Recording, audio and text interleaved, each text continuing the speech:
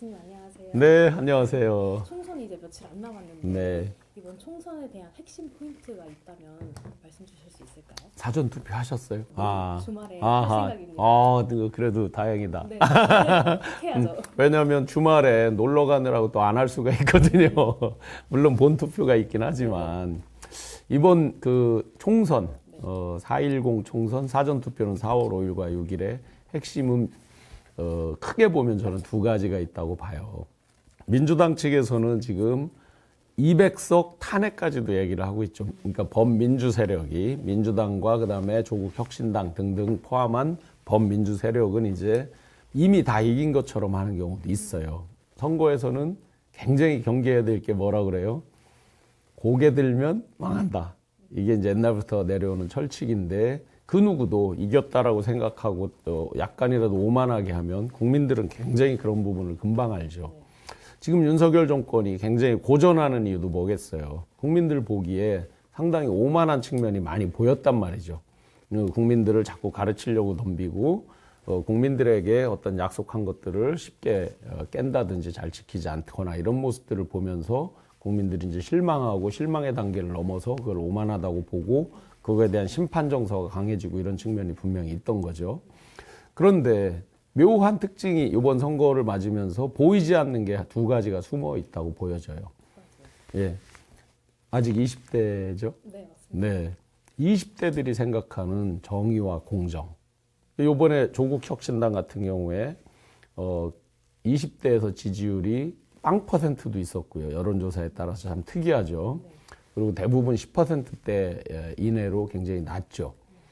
그런데 그런 어떤 정의와 공정 개념 플러스 매번 선거에는 세대별로 해당되는 아주 중요한 어떤 공약이나 핫 이슈들이 꽤나 있었어요.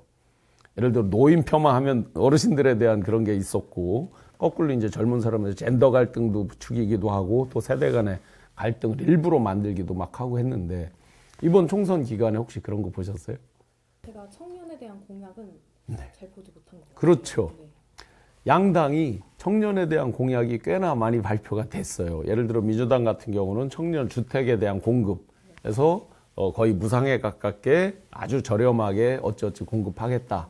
그 다음에 국민의힘도 청년 취업이라든지 일자리에 대한 이런 공약들이 있는데 눈에 잘 띄지 않는 거예요. 수많은 공약에 파묻혀서 좀 특징적인 공약이 안 되는 거죠.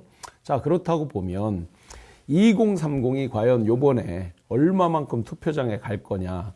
제가 개인적으로 예측해 보면 다른 그 어떤 선거보다 상대적으로 투표 열기가 낮을지도 모르겠다. 2030에 관한 한 그럴지도 모르겠다라는 생각이 좀 많이 들어요. 그다음에 두 번째 중요한 게 우리가 고령화에 따른 건강하게 오래 살고 이렇게 가잖아요. 고령화에 따른 연령층의 변화, 그에 따른 보수 진보 지지층의 변화 이런 부분을 미세하게 잘 살펴봐야 되겠다.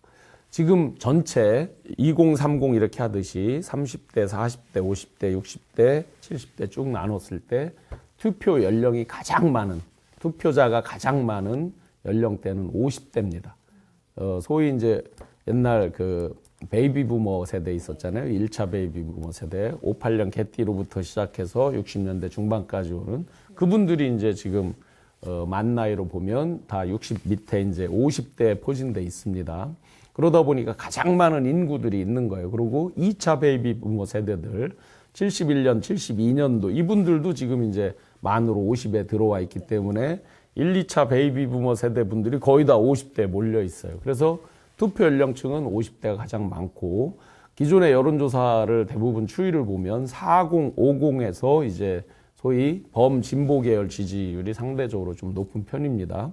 그런데 최근 들어서 지난 4년 전 총선 대비해서 지금 4년 동안에 가장 많이 연령대가 늘어난 증가율로 보면, 증감률로 보면 6070이 훨씬 더 증가율이 높아요.